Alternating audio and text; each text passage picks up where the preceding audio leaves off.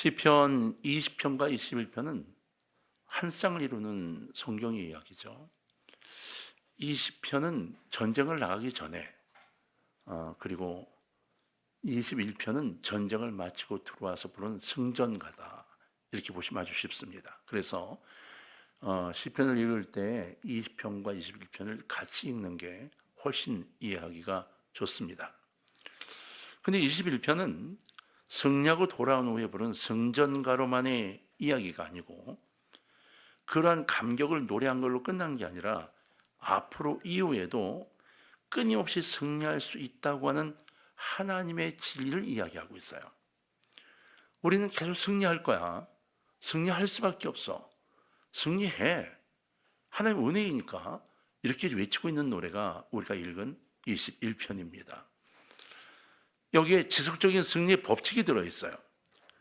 아주 핵심 구절이 7절인데 7절을 보면 왕이 여호와를 의지하오니 지존하신 이의 인자함으로 흔들리지 아니하리이다. 아멘. 아멘. 네, 그렇게 했어요. 왕이 여호와를 의지하오니 지존하신 이의 인자함으로 흔들리지 아니하리이다. 지속적인 승리를 하려면 어떻게 하는가를 스스로 고백하고 있어요. 우리가 계속 승리를 해야 해. 그리고 승리할 수밖에 없어. 그런데 한 가지가 필요해. 바로 하나님을 의지하는 거다. 여호와를 의지하니까 승리가 계속 되는 거야 라고 이야기를 하고 있는 거예요. 다윗이 왕의 입장에서 백성들에게, 얘들아, 우리가 오늘 승리한 거는 그냥이 아니야. 우리가 하나님을 의지하니까 하나님이 승리를 주신 거야. 그럼 앞으로도 승리해야 되지 않겠어? 그럼 어떻게 해야 되지? 맞아, 하나님을 의지해야 되는 거야. 이렇게 이야기를 하는 거예요. 여러분, 자율적으로 무엇을 하는 사람은요, 점점 약해집니다. 더 모아야 하고 더 간직해야 하고 더 아껴야 하니까 점점 약해져요. 반대로 하나님을 의지하는 사람은요, 점점 강해집니다. 왜 그럴까요? 능력의 힘이 큰 것이 우리에게 있지 않고 하나님께 있기 때문이에요. 이건 내 능력인데 내 능력이 나이가 들어가서 줄어드네, 이게 아니라 점점. 여러분, 우리가 이겨낼 수 있는 것은 내가 믿고 있는 하나님의 능력이 크시기 때문인 걸 가슴에 두시기를 바랍니다. 고린도후서 4장 7절을 보면 이렇게 기록했어요. 우리가 이 보배를 질그릇에 가졌으니 이는 심히 큰 능력은 하나님께 있고 우리에게 있지 아니함을 알게 하려 함이라. 할렐루야. 맞아요. 이 큰 능력, 심히 큰 능력은 하나님께 있어요. 이 보배를 질그릇 같은 내게 하나님이 부여해 주신 거예요. 우리가 이 땅에서 지속적으로 승리하기 위해서 해야 할 일이 무엇일까요? 순간순간 하나님을 의지하는 주의 종이 되어야 한다는 거예요. 주의 종이 되려고 애쓰고 노력해야 하는 거죠. 마태복음 18장에 보면 제자들이 질문을 해요. 주님, 천국엔 누가 제일 크죠, 천국에서는?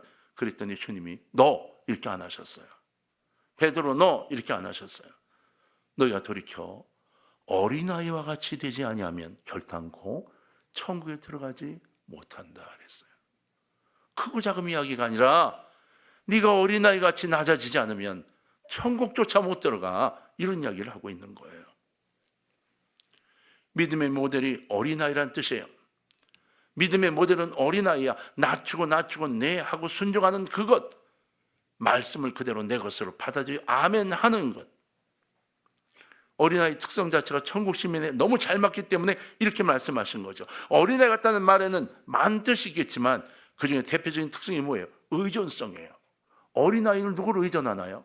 엄마 아버지를 의존해요. 엄마 아버지를. 여러분, 이런다고 생각해 보세요. 3살쯤 된 아이가 어느 날 와가지고 오빠, 엄마 할 얘기가 있어요. 앉아보세요. 이제 나도 3살이 됐으니까 독립하겠어요. 이래 보세요. 여러분, 뭐라고 하실래요? 제가 유튜브 보다가 막 웃었는데, 유튜브에 여자애가, 조그만 애가 가방에다가 우산도 꽂고 하나 싸가지고 막 끌고 나가더라고요. 엄마가 어디가? 집 나간대요. 안 들어온다고. 이제 집 나간다고 막 나가요. 저만큼 가니까 엄마가 아유, 아이스크림 주려고 했는데 얼른 돌아와요. 아이스크림 먹겠다고. 의존성이라는 것은 거기에 내 삶 전체가 걸려 있는 것을 인정하는 거예요. 아이는 그래서 아이인 거죠. 우리에게 하나님이 어린아이가 제대로 한 것은 네가 잘났다고가 아니고 네가 뻣뻣하게가 아니라 겸손하게 어린아이 같이 하나님을 의지해 라고 요청하시는 거예요. 아이들은 붙어 있길 원해요. 그죠? 엎여 있길 원하고 엄마한테 껴안고 있길 원해요. 주님이 이렇게 생각하고 계세요. 내 안으로 들어오라고. 시편 23편 4절에 우리가 이 보배를 질그릇에 가졌으니 이는 심히 큰 능력은 하나님께 있고 우리에게 있지 아니함을 알게 하렴이라고 했어요. 내가 사망의 골짜기를 다니지 않는다는 것이 아니라 다닐지라도 두렵지 않다고 했는데 그 뜻은 뭘까요? 그것은 주께서 함께 하시기 때문이라고 이야기하고 있는 거예요. 자, 여러분 한번 시편 23편 4절을 다 같이 읽어봅시다. 네, 시작. 내가 사망의 음침한 골짜기로 다닐지라도 해를 두려워하지 않을 것은 주께서 나와 함께 하심이라. 주의 지팡이와 막대기가 나를 안위하시나이다. 할렐루야. 여기 여러분 중요한 표현이 있습니다. 해를 두려워하지 않을 것은. 여러분 주님이 함께 하시기 때문에 두려워하지 않는다는 거예요. 어디가 천국인가요? 내가 사망의 음침한 골짜기를 다닌다고 할지라도 하나님 나와 함께 하신다면 거기가 바로 천국이라고 이야기하고 있는 거예요. 맞습니다, 여러분. 하나님이 나와 손을 잡고 계시면 그곳이 천국입니다. 주님을 의지하는 사람, 이 사람이 정말로 하나님 안에 있는 십자가의 군병인데 순수하게 어린아이같이 주님을 따르고 의지하는 종들의 특징이 무엇인가를 좀 살펴봅시다. 시편 21편에 기록되어 있는 세 가지의 특징이 있는데요. 첫 번째는 기도의 사람입니다. 한번 2절을 볼까요? 자, 2절을 봅시다. 다시 한번 읽어봅시다. 시작. 그의 마음의 소원을 들어주셨으며 그의 입술의 요구를 거절하지 아니하셨나이다. 셀라. 할렐루야. 할렐루야. 야, 이게 얼마나 이거 마음에 붙들고 다니고 싶지 않아요? 그의 마음의 소원을 뭐 하셨으며? 그의 입술의 요구를 뭐해요? 거절하지 않으신대요. 여러분 기도하십니까? 여러분 하나님께 구하세요? 거절하지 않으세요. 구하지 않아서 못 받는 거예요. 아유 뭐 기도해봤자 그래서 못 받아요. 왜 기도하지 않습니까? 왜 구하지 않습니까? 내 이익을 위해서 구하다 보니까 하나님이 거긴 그만 이러시지. 주의 뜻 안에서 여러분 간곡하게 주님을 만나보세요. 반드시 들어주신다고 약속하고 계십니다. 4절 5절을 볼까요? 교독합시다. 그가 생명을 구하며 주께서 그에게 주셨으니 곧 영원한 장수로소이다.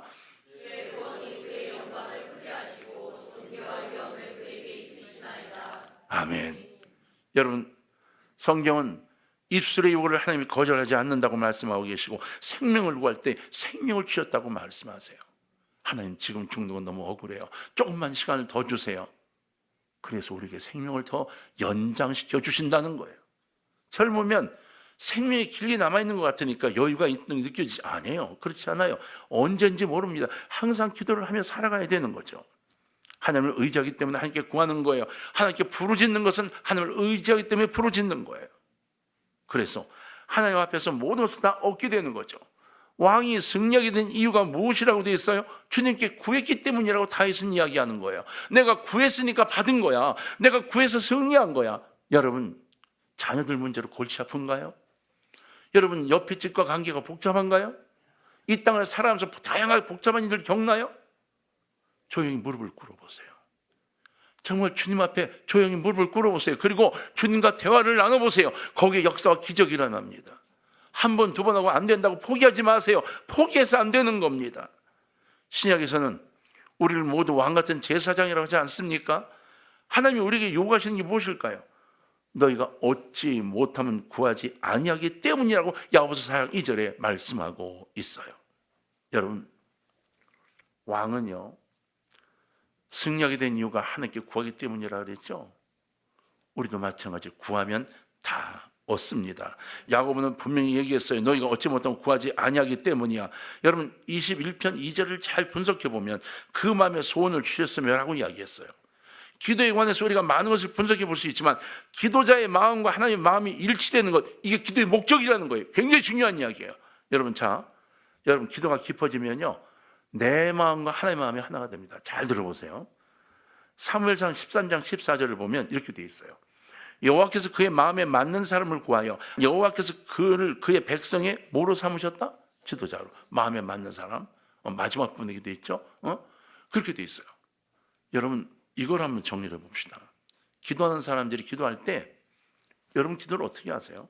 이렇게 하려고 다 정리해 나가십니까? 여러분, 누구하고 만나 대화를 하러 갈 때, 친정 아버지를 만나러 간 시아버지를 만나러 갈 때, 오늘 가서 만나면 이렇게 해서 이렇게 이야기해, 그러고 가십니까? 아니죠. 가서 이야기를 나누다 보면 점점 이야기가 깊어지고 점점 이야기가 하나가 돼가고 그렇게 돼가죠. 기도도 마찬가지예요. 기도할 때 결정은 제가 합니다. 그러나 기도하면서 주 앞으로 자꾸 다가서고 내가 이야기를 주 앞에 자꾸 기도하고 전하다 보면 점점 기도가 주님 원하시는 기도로 가게 되어 있습니다. 하나님이 역사하시면서 기도가 하나님께로 가게 되고 나중에 하나님의 마음을 이해하게 됩니다. 내 마음이 하나님의 마음이 돼요. 그래서 기도다운 기도가 되는 거예요. 근데 왜 대부분 그걸 느끼지 못할까요? 대부분 잠깐 기도하다가 벌떡 일어나 버리거든요. 기도를 끝까지 가지 않아요. 그냥 몇 마디 내가 원하는 것만 다 해놓고는 기도라고 생각해요. 주의 음성을 들을 생각을 하지 않습니다. 그리고 한탄만 하다 벌떡 일어나요. 그러니까 주의 음성을 듣지 못해요. 못하니까 주의 마음이 내 마음에 전달되지를 못하는 겁니다. 시간이 중요한 건 아니에요. 여러분, 그러나 기도를 통해 하나님의 마음과 우리의 마음이 하나가 되어야 하는 이 타이밍을 가지 못하면 우리는 기도를 하지 않은 겁니다. 저하고 상담을 한다 합시다. 와서 목사님 드릴 말씀이 있는데요. 이러고 얘기를 한참 하고, 그래, 그런 말이지. 그리고 제가 얘기를 끝내려고 하는데 목사님 약속이 있어서 이제 그만 가볼게요. 가요. 가고 난 다음에 밖에서 목사님한테 얘기를 다 했는데 뭐 해답도 없고 그냥 그걸 가는 거야. 이렇게 말하면 누구 잘못인가요? 우리는 그러고 사는 거예요. 기도를 그렇게 하고 사는 거예요.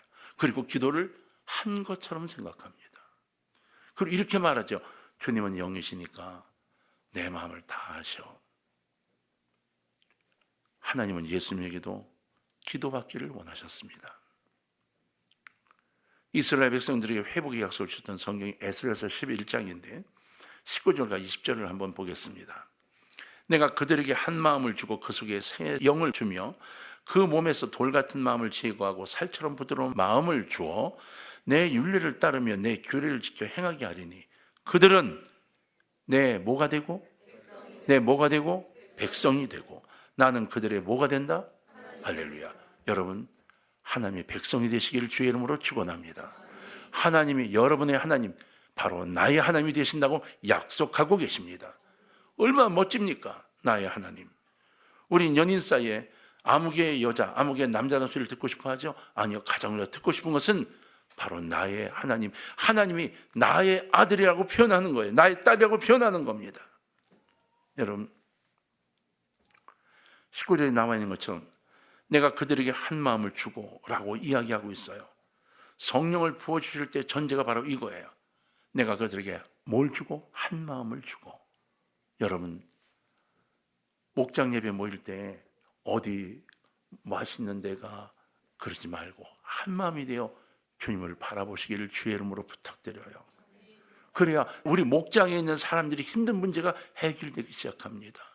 우리 목장에 있는 식구들이 아파하는 것들이 해결되기 시작합니다. 그냥 떠들다 헤어지면 떠들고 그때만 있을 뿐 사라지고 맙니다. 문제가 해결되지 않습니다.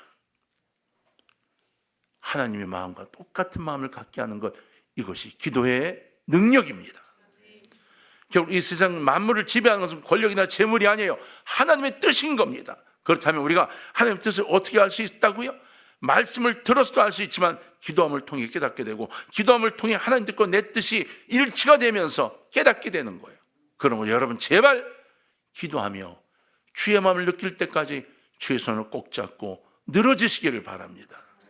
우리는 기도를 시작할 때 내 뜻대로 시작은 해요. 하지만 아무거나 막 구하기 시작했지만 기도를 계속하면 주님이 원하시는 기도를 하도록 되어 있음을 꼭 믿으세요.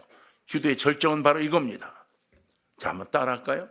다 외우면 좋겠지만, 내 뜻대로 마옵시고 아버지의 뜻대로 하옵소서. 이겁니다. 자, 다 같이 한번 해볼까요? 시작. 내 뜻대로 마옵시고 아버지의 뜻대로 하옵소서. 이게 기도의 절정입니다. 하나님이 그때, 그래, 네가 내 마음을 알았어? 이 아버지의 마음을, 그래, 내가 너와 함께 할 거야, 약속하시게 되는 거죠. 여러분, 옛날에는 부딪히는 인생이었으면 지금은 호흡을 맞추는 인생이 되는 것, 그게 그리스도인들이 가야 할 곳, 십자가의 군병들이 가야 할 곳인 겁니다. 대체 이 기도의 특권을 받는 사람들은 대체 누구일까요? 첫 번째는 선지자입니다. 두 번째는 왕이죠. 그런데 이 선지자와 왕 모두가 다 하나님께 마음껏 기도를 하고, 이 마음이 하나가 통일되어야 하나님의 말씀을 전할 수 있었으니까, 명령을 따를 수 있었으니까 아주 기도하는데 최선을 다한 사람들이었던 겁니다. 우리는 마찬가지입니다. 우리에게 이처럼 기도할 특권을 우리에게 주신 거예요. 제발 부탁입니다. 지금 여러분, 우리가 5일 동안의 기도회 중에 하루가 갔습니다. 그 기도회를 중요하다고 얘기하는 게 아니에요. 여러분들이 기도할 동기를 세우는 게 중요한 겁니다. 아유, 몸이 어때서, 뭐 여건이 어때서, 수많은 여건을 다 따지고 그 다음 무엇인가를 이룬다고요? 여러분, 이룬다 생각합시다. 지금 당장 부도가 났습니다. 당장 10억이 필요합니다. 아니면 당장 영창을 가게 생겼어요. 그런데 조금 피곤하니까, 배가 고프니까, 오늘 배탈이 난 것 같으니까 라고 그것을 넘어갈 수 있습니까? 아니죠. 뛰겠죠. 10억, 100억이 쉬운 게 아니잖아요. 그런데 왜 우리는 하나님과의 관계, 영생에 걸린 문제에서 그것을 내일로 미루고 모레로 미루고 자꾸 미루고 있나요? 우리는 그만큼 영생에 대한 믿음이 없는 거예요. 하나님 나라에 가지 않아도 된다고 생각을 하고 있는 거예요. 설마 내가 못 갈까 생각하고 있는 거예요. 못 갑니다. 단호히 말씀드리지만 못 갑니다. 여러분이 결단하지 않고는 절대로 못 갑니다. 여러분, 왕과 선지자는요, 구약에 하나님께 제사를 드리며 매달렸습니다. 그런데 우리는 특권을 특별히 받은 게 있어요. 십자가의 죽으심을 통해서 그냥 두 손을 모으고 주님을 부르기만 하면 응답을 받는 특권을 받게 된 겁니다. 히브리서 10장 19절을 보면, 그러므로 형제들아, 우리가 예수의 피를 힘입어 성소에 들어갈 담력을 얻었나니 그 길은 우리를 위해 휘장 가운데로 열어놓으신 새로운 살 길이요 휘장한 곳 그의 육체니라, 이렇게 말씀했어요. 맞아요. 그 육체를 통하여 우리는 주님 앞으로 그냥 들어갈 수 있는 놀라운 축복을 받은 겁니다. 제발 여러분, 이 엄청난 기회를 놓치지 않기를 주의 이름으로 부탁합니다. 기도는 짐이 아니에요. 하도 기도를 하라니까 짐이 돼서 아유, 그놈의 기도, 이렇게 생각이 드시나요? 아니에요. 기도는 특권입니다. 기독교인만 갖고 있는 특권이에요. 천국 가는 사람이 갖고 있는 특권입니다. 어떤 사람은 기도하는 게 고생인 줄 알아요. 기도하느라고 얼마나 힘이 쇠가 빠졌다고. 아니요, 그만큼 감사한 일은 없는 겁니다. 여러분, 구약에서는 기도하고 싶어도 할 수가 없었어요. 1년에 한 번, 일주일에 한 번, 그것도 제사장을 통해서밖에 할 수가 없었어요. 근데 지금 우리는 아무 때고 주님을 부르기만 하면 하나님을 만날 수가 있습니다. 우리는 왕 같은 제사장이 되어져 있기 때문인 거죠. 두 번째는 기도의 사람을 뛰는 또 하나는 은혜의 사람이에요. 자, 옆에 사람을 한번 보세요. 은혜로운가 얼굴이. 보시면서 아유, 오늘 은혜가 넘치시네 한번 해줘 보세요. 예, 그런 말을 듣고 나니까 더 부끄럽죠? 지금 은혜롭지 않은 것 같은데? 나 스스로가 은혜의 사람을 아멘으로 믿으시기를 바랍니다. 왜냐하면 3절에 보니까 주의 아름다운 복으로 그를 영접하시고 순금관을 그의 머리에 씌우셨다 그랬어요.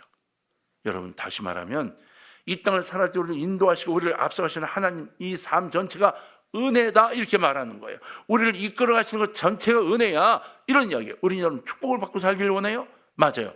그 축복을 받도록 하시는 것이 은혜라는 거예요.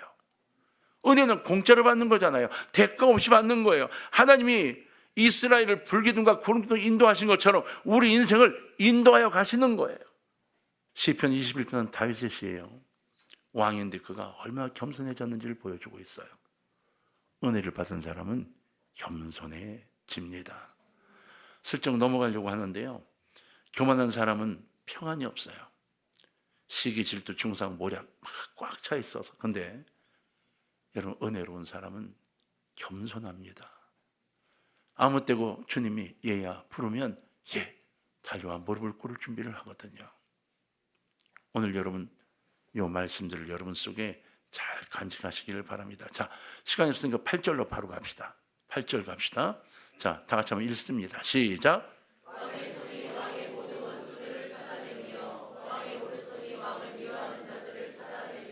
아멘. 세 번째는 따라합시다. 여유로운 사람, 여유를 갖게 돼요. 십자가의 군병들은. 여러분, 무슨 이야기냐면 내가 어떻게 할 필요가 없어요. 하나님이 원수들을 다 찾아내세요. 내가 어떻게 할 필요도 없어요. 다 찾아내서 다 정리하세요. 그러니까 나는 걱정, 의심할 필요가 없어요. 그냥 여유롭게 가기만 하면 되는 거예요. 여러분, 11절을 보니까 이렇게 돼 있어요. 비록 그들이 왕을 해하려 하여 음모를 꾸몄으나 뭐하지 못했다? 이루지 못했다. 주님을 의지하세요. 주님을 아바 아버지라 부르세요. 절대로 나를 해하지 못합니다. 여유로운 삶을 살아갈 수 있도록 만들어주세요. 재정적으로나 우로나 마찬가지입니다. 사랑하는 성도님들, 우리 삶 가운데 지속적인 승리를 이루기 위해 가장 중요한 키워드가 있어요. 자, 따라합시다. 하나님만 의지하는 것. 여기에 여러분 키워드를 붙잡고 주의 손을 꼭 잡읍시다. 주님만 의지하면 세 가지의 특징이 있다고 오늘 말씀을 드렸어요. 첫 번째는 기도의 사람이 되는 거예요. 하나님을 자꾸 의지하면 기도의 사람이 돼. 엄마 아버지를 의지하면 자꾸 엄마 아버지를 불러요. 아빠 엄마 불러요. 의지를 해야 되니까 하나님을 자꾸 찾으세요. 두 번째는 은총과 은혜를 의지하는 거예요. 아, 이게 은혜구나. 이걸 자꾸 깨닫는 거예요. 나도 모르는 사이에 하나님의 은혜라는 단어가 멀리 떨어져 있나요? 그러니까 여러분은 너울 그리고 겉껍데기만 기독교인인 거예요. 세 번째는 모든 환경적인 어려움 가운데서 합력히 선을 주시는 하나님으로 여유로운 마음을 갖게 된다는 거죠. 이것이 십자가의 군병이 갖고 있는 세 가지의 특징입니다. 저는 오늘 여러분 이 말씀을 통해서 동강의 여러분들이 5월달 이 한 달을 시작하면서 이러한 삶이 있어서 5월을 마무리할 때 정말로 감사하고 영광 돌리는 삶이 있길 주의 이름으로 축원합니다. 이번 특별 새벽 기도회가 이렇게 기도함으로 주님을 만나는 계기가 만들어지기를 주의 이름으로 부탁해요. 특별 새벽 기도를 통해서 뭔가 이루어질 거 생각하지 마세요. 여러분이 기도하고 주님을 찾아야 주님이 여러분을 만나 주십니다. 자, 옆에 사람 인사합시다. 승리하는 5월을 만듭시다. 그거는 누가 만든다고요? 내가. 할렐루야.